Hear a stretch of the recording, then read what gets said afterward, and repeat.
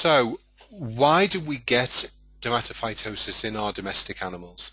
There are a few factors that we've got to think about when we're looking at why does a cat or a dog develop dermatophytosis in the first place.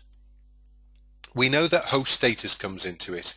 So the situation of the dog or cat, certainly in cats, is there any FELV or FIV status? Is it on any medication like steroid that may lower its immunity and make it more prone to picking up infection? Host immunity to dermatophytosis is also important. And we know that certain individuals, certain breeds are much more prone to dermatophytosis than others, and we'll talk about that in more detail as we go through the webinar. Of course, the actual dose of organism is important. You know, 1 or 2 spores a cat or a dog may cope with. Larger numbers may cause problems. And then, of course, we know that in warmer environments, we see a lot more dermatophytosis than in colder environments as well. So it can depend on humidity, on, as they say, occlusive conditions. So if hair is stuck all together, if there's humid areas on the body, then that's probably more prone to getting dermatophytosis as well. So clinical signs, certainly we can see, you know, cats may lose hair. There may be scale, erythema, and hyperpigmentation. And we've got a cat there.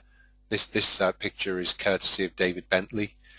As I went through my collection of photographs, I realized that I haven't taken enough photographs of dermatophytosis, but also as a referring vet, I don't see huge amounts of it because, you know, it is not as common as pyoderma or allergic disease.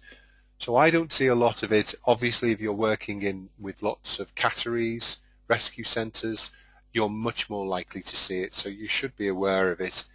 You want to always, you know, be looking for the symptoms and then obviously doing the relevant tests.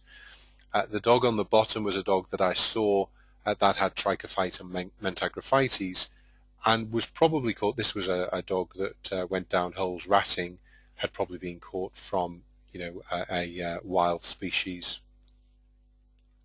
These are some photographs that I've borrowed from the Janssen publications, again just to give you some more areas that you can look at to see some pictures of how dermatophytosis can present in dogs and in cats. So we see scale there, we see erythema, we see hyperpigmentation, we see quite a high degree of alopecia in the dog on the extreme right over here. And these can be, you know, quite severe conditions, and it is important in those conditions to consider doing fungal cultures. In cats, as you see, we can often see erythema, areas of alopecia. You'll notice that is a long-haired cat.